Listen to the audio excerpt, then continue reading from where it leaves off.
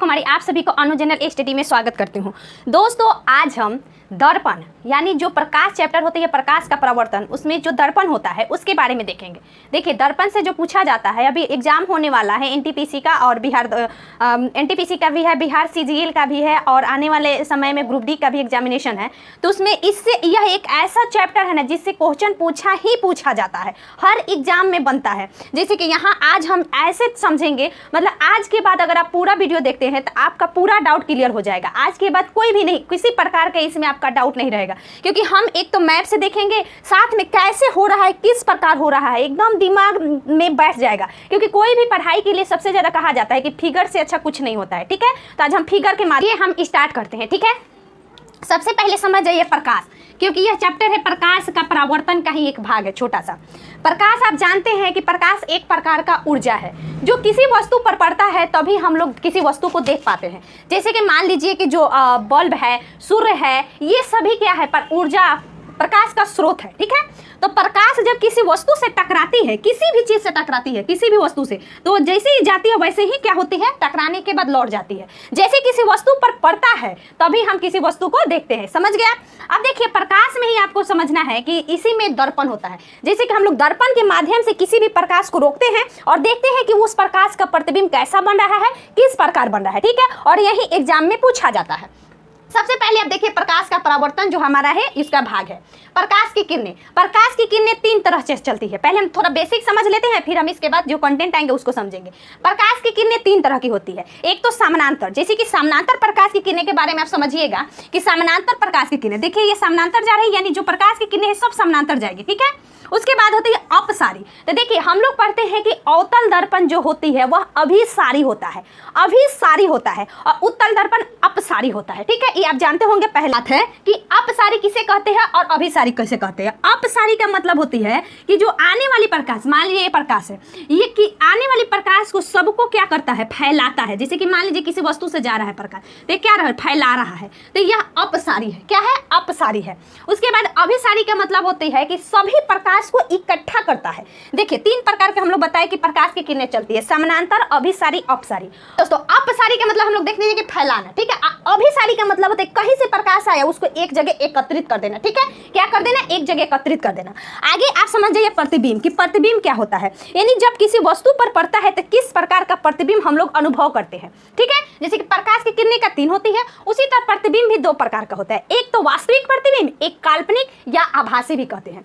वास्तविक हम लोग इंग्लिश में रियल कहते हैं, यानी कहने का मतलब जो रियल हो, जैसे कि हम आप कुछ भी रियल है। ठीक है, उसके बाद आभासी या काल्पनिक जो वर्चुअल है, जिसको हम लोग कल्पना कर सकते हैं, जिसको कल्पना करके उसको देखेंगे नहीं, सिर्फ कल्पना करेंगे कि नहीं यहाँ से ऐसे होगा। ठीक है, ये प्रतिबिंब दो प्रकार के। कोई दर्पण है, मान लीजिए कि ये दर्पण है और यहाँ से एक प्रकाश की किरण चली, और प्रकाश की किरण चलने के बाद जैसे ही यहाँ पड़ी और वैसे परावर्तन हुई, तब परावर्तन के बाद जहां वास्तव में मिलती है ना प्रकाश की किरण, उस बिंदु को हम लोग वास्तविक प्रतिबिंब कहते हैं। और दर्पण से टकराने के बाद जब प्रकाश की किरण आती हुई प्रतीत होती है, जैसे कि मान लीजिए कि दर्पण है तो जैसे टकराई और टकराई, टकराने के बाद क्या होगी कि वास्तविक नहीं है, प्रतीत हो रहा है कि नहीं ऐसे प्रकाश जा रहा है, तो यह क्या हो गया, वो आभासी प्रतिबिंब हो गया। यानी आभासी मतलब जिसको हम लोग आभास करते हैं, कल्पना करते हैं, ये हो गया। अब देखिए अगला है दर्पण। तो दर्पण देखिए, दर्पण जो होती है इसमें हमारा गोलीय दर्पण, दो प्रकार के दर्पण, एक गोलीय दर्पण, एक समतल दर्पण। ठीक है, तो समतल दर्पण के बारे में आप जानते हैं जिसका पृष्ठीय तल समतल हो। गोलीय दर्पण का मतलब कि किसी खोखले गोले का भाग है, मान लीजिए कि कोई गोला है, ठीक है, और उसके एक तरफ से काट दिया, ऐसे काट दिए, चाहे इधर से काट दिए, तो वह खोखले गोले का भाग को ही हम लोग गोलीय दर्पण कहते हैं। ठीक है, तो गोलीय दर्पण जो होती है जिसको हम स्फेरिकल मिरर कहते हैं, स्फेरिकल मिरर, इसका क्या होता है कि परावर्तक सतह किसी खोखले गोले का भाग होता है। कहने का मतलब जहां से प्रकाश की किरणें परावर्तित होती है, अगर मान लीजिए कि प्रकाश की किरण इधर से परावर्तित हो रही है, तो यह किसी खोखले गोले का भाग है जहां से प्रकाश की किरण क्या होती है, टकराकर परावर्तित हो रही है। ठीक है, समझ गए? अब आगे आइए, गोलीय दर्पण का दो प्रकार होता है। ठीक है, एक अवतल दर्पण, एक उत्तल दर्पण। अवतल दर्पण को जिसको हम लोग कनकेव कहते हैं और उत्तल दर्पण को कन्वेक्स कहते हैं इंग्लिश में। तो कनकेव मिरर जिसको अवतल दर्पण है उसको अभिसारी, अभी का है मतलब किसी भी प्रकाश की किरण को एक जगह लाता है। ठीक है, लाता है। ठीक है, और अब जैसे कि आप एग्जाम्पल ले लिए, प्रकाश की किरण को क्या करता है, एक जगह लाता है। जैसे आप प्रकाश दिए तो क्या किया कि एक जगह आके एकत्रित कर गया कि हमको उस चीज को देखना है। ठीक है, उसके बाद अभिसारी समझ गए, इस दर्पण का बाहरी सतह रजित होता है। मतलब अवतल दर्पण पहचानिए कैसे कि कैसा है अवतल दर्पण। इसका क्या होगा, जैसे देखिए यहाँ पे यह गोला है, यानी गोला, कोई किसी प्रकार का खोखला गोला है। अवतल दर्पण का बाहरी सतह, यानी देखिए बाहरी सतह रंजित है, यानी बाहरी सतह रंगा गया है, तो यह अवतल दर्पण है। इसका अंदर का सतह जिसका रंगा गया हो, मतलब ये मान ली ऐसे है, तो इसका बाहरी सतह हम लोग रंग दिए, तो हमारा हो गया अवतल दर्पण, पहचानने का है। और जैसे ऐसे है, जिसका अंदर सतह रंग दिए, तो हो गया उत्तल दर्पण। जैसे कि आप देखते होंगे दाढ़ी बनाने वाला, फिर उसके बाद जैसे कि जो वाहन के मिरर होती है उसका क्या होता है कि अंदर वाला सतह रंजित रहता है, ठीक है, याद रखिएगा। जिसके कारण वह क्या करता है कि जब वाहन में लगाया जाता है दर्पण, तो क्या करता है कि पर छोटा चीज होती है, छोटा होता है, छोटा ऐसे गाड़ी के साइड में लगा रहता है आगे, देखते हैं कि छोटा होने के बाद भी दूर से सभी किरणों को सभी वस्तुओं को क्या कर ले, इसमें दिखाई दे देता है। यानी जो चालक होता है उसको आभास हो जाता है कि नहीं उधर से व्यक्ति आ रहा है, ठीक है। तो यह क्या करता है कि छोटा होने के भी प्रकाश की किरण को फैला देता है, चारों तरफ फेंक दिया और सभी को इसमें क्या कर दिया, ला दिया, ठीक है। तो यही हमारा हो गया अपसारी या उत्तल दर्पण, ठीक है। हम समझा रहे हैं कि प्रकाश की किरण को फैलाया, ठीक है, फैलाया, अब फैलाने के बाद फैलाया तभी ना हम सब चीज को देख सकते हैं। ऐसे मत पकड़िए कि एक जगह ला दिया तो अभिसारी होगा, नहीं, प्रकाश की किरण को पूरा फैलाता है उत्तल दर्पण, ठीक है। अब देखिए समझ गए कि जिसका बाहरी सतह रंजित हो वह उत्तल दर्पण, जिसका अंदरी सतह रंजित हो उसको उत्तल दर्पण। अब आगे आइए, यहाँ समझ गए। अब यहाँ देखिए इसमें ये दर्पण है, समझिए, तो इसके जो ये भाग होता है ना गोला पर, इसको हम लोग ध्रुव कहते हैं, जिसको पोल कहा जाता है, ठीक है। अब बीच में आप जानते होंगे किसी खोखले गोले के बीच वाले भाग को हम लोग वक्रता केंद्र कहते हैं, क्योंकि बीच में है तो सीधी सी बात है केंद्र होगा। और ये जो हमारा सतह है चाहे इस प्रकार है, तो हमारा वक्रता त्रिज्या हो जाएगा, क्या r बराबर लिखते हैं 2f भी लिखते हैं, ठीक है, r बराबर 2f या f बराबर r/2। आगे बढ़िए, यहाँ समझ गए वक्रता केंद्र गोले का केंद्र होता है, यानी केंद्र बिंदु है, वक्रता त्रिज्या c/2, मतलब है कि c बराबर 2r भी यानी सेंट्रल, और उसके बाद 2r यानी 2 रेडियस, ठीक है। अब आगे है कि मुख्य अक्ष, दर्पण के जो ध्रुव होता है ना, ये दोनों ध्रुव है, इसके जो मिला रहा है ना, ये दोनों ध्रुवों को मिलाने वाली जो रेखाएं होती है उसको हम लोग मुख्य अक्ष कहते हैं, ठीक है।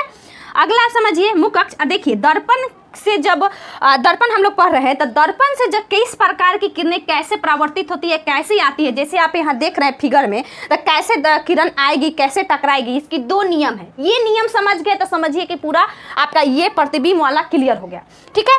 समझिए क्या है इसमें, है आपका पहला हम मुख्य अक्ष है, ये मान लीजिए कि ऐसे है और इसको हम मिला दिए तो मुख्य अक्ष हो गया, ठीक है। एगो इधर भी तो होगा, तो ये दोनों ध्रुव को मिला रहा है, तो यानी मुख्य अक्ष। तो मुख्य अक्ष के जो भी समानांतर किरणें आएगी ना, चाहे नीचे हो चाहे ऊपर हो, ये हमेशा मुख्य फोकस से ही होकर टकरा के जाएगी। कहाँ से जाएगी, मुख्य फोकस से टकरा कर जाएगी, ये याद रखिएगा, रूल है, ठीक है। अगला है कि वक्रता केंद्र से चलने वाली किरणें दर्पण पर लंबवत होती है और वह परावर्तन के बाद क्या होती है, उसी पथ पर मुड़ जाती है। यानी जो मुख्य अक्ष के समानांतर किरणें जाएगी वह फोकस होकर गुजरेगी, और जो हमारा इसमें बोल रहा है कि जो हमारा वक्रता केंद्र से होकर जाएगी, यानी ये तो हमारा क्या होगा फोकस, हमने बताया था सी, जिसको हम लोग वक्रता केंद्र भी कहते हैं। ये हमारा हो गया, यहाँ से जो किरण जाएगी, जैसे कि कोई यहाँ वस्तु है, यहाँ से जो टकराएगी वस्तु से और दर्पण से परावर्तन के बाद ही हमेशा किससे जाएगी, आप याद रखिएगा, वक्रता केंद्र से होकर जाएगी। और इसी पर क्या हो जाएगी, जैसे कि आप यहाँ समझिए, यहाँ पे अगर चल रही है ना, तो जैसे गई ये परावर्तन ऐसे जैसे दर्पण में टकराया फिर इसी पे मुड़ गया, ऐसे आया दर्पण से टकराया फिर इसी पर मुड़ गया, ठीक है। यानी वक्रता केंद्र पर जो होती है वो लंबवत होती है, जिसके कारण वो उसी पर मुड़ जाती है, ठीक है। तो आप समझ गए, यहाँ हमने एक बताया था कि r बराबर ये कैपिटल R होता है, कैपिटल R बराबर 2f या चाहे f बराबर r/2, याद रखिएगा, यानी वक्रता केंद्र का आधा फोकस होता है। अब यहाँ आइए, अब ये समझिए, देखिए अवतल दर्पण में वस्तु कहाँ कहाँ रह सकती है। पहले हम आपको समझा देते हैं कि अवतल दर्पण में वस्तु कहाँ कहाँ रह सकती है, ये बहुत इंपॉर्टेंट है, और ये समझने के बाद आप पूरा क्लियर कर लीजिए। देखिए यहाँ समझिए, सबसे पहले जैसे कि ये हमारा दर्पण है, ठीक है, और ये अवतल दर्पण का जानते हैं कि बाहरी सतह रंजित होता है, और ये हमारा मुख्य अक्ष है, ठीक है, और ये हमारे इसको पोल कहेंगे चाहे ध्रुव कहेंगे। यहाँ पे हमारा फोकस हो जाएगा और यहाँ पे हमारा सी हो जाएगा, यानी वक्रता केंद्र हो जाएगा, ठीक है। देखिए और इधर हमारा अनंत हो जाएगा, क्या हो जाएगा, अनंत, यानी दर्पण के जो पता थोड़ा है कि हमारे कहाँ से कहाँ वस्तु है, कहाँ से किरणें चल रही है, तो इसका अनंत हम ले लेते हैं।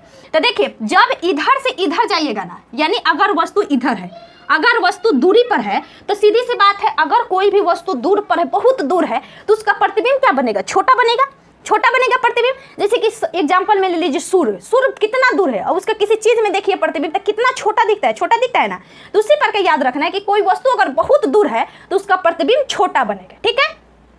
यानी कोई वस्तु जैसे जैसे दर्पण की तरफ जाएगी, जैसे जैसे दर्पण की तरफ जाएगी तो उसका प्रतिबिंब बड़ा बनेगा, और जैसे दर्पण से दूर जाएगी तो उसका प्रतिबिंब छोटा बनेगा। तो ये अगर अनंत पे रख रहे हैं यानी दूर है, दर्पण से दूर है वस्तु, तो सीधी सी बात है छोटा प्रतिबिंब बनेगा, छोटा प्रतिबिंब बनेगा। तो इसमें 6 कंडीशंस आते हैं, 6 क्या आते हैं, कंडीशन आते हैं। पहला, जब वस्तु अनंत पर हो, वस्तु अनंत पे रहेगा तो इसका प्रतिबिंब फोकस पर बनता है। लेकिन कैसा बनता है, प्रकृति कैसा होती है, प्रकृति कैसा होती है, तो याद रखिएगा प्रकृति जो होती है वह छोटा होता है, यानी छोटा होता है। और इसमें समझ लिए कि अवतल दर्पण में जो सभी प्रतिबिंब है वह वास्तविक और उल्टा होते हैं। दो कंडीशन में जो होती है केवल आभासी होती है, ठीक है। तो 2 कंडीशन आपको याद रख लेना है, बाकी सभी रट जाना है कि वास्तविक एवं उल्टा, वास्तविक एवं उल्टा, वास्तविक एवं उल्टा। लेकिन समझना है कि 12 की छोटा, तो जैसे अनंत पर रहेगा तो छोटा बनेगा, फिर जैसे जैसे इधर तक बढ़ेगा, अब मान लीजिए कि इधर बढ़ रहा है तो फिर यहाँ आएगा, तो यहाँ याद रखिएगा कि जैसे अनंत और वक्रता केंद्र के बीच आएगा तो इसका प्रतिबिंब छोटा ही होगा, छोटा होगा, क्योंकि इधर दूर है तो फिर छोटा प्रतिबिंब बनेगा। फिर ये जैसे यहाँ पे आएगा तो आप जानते होंगे कि यहाँ से जो प्रतिबिंब होती है टकराकर क्या होती है, लौट जाती है, सीधे क्या होती है, लौट जाती है। तो ये समझिए कि वक्रता केंद्र पर जो वस्तु रखी जाती है उसका प्रतिबिंब वक्रता केंद्र पर ही बनता है। क्यों? क्योंकि वहाँ पे जो किरणें पड़ती है लंबवत पड़ती है, केंद्र पे किरणें क्या पड़ेगी, लंबवत पड़ेगी, ठीक है। तो अगर वस्तु ऐसे है तो सीधी सी बात है नीचे की तरफ प्रतिबिंब बनेगा, मतलब नीचे की तरफ प्रतिबिंब बनेगा ना। अगर वस्तु है तो पलट जाएगा, तो वक्रता केंद्र पर प्रतिबिंब, वक्रता केंद्र पर रखी वस्तु का प्रतिबिंब वक्रता केंद्र पर ही बनता है और वस्तु के बराबर बनता है और उल्टा बनता है, ठीक है, उल्टा।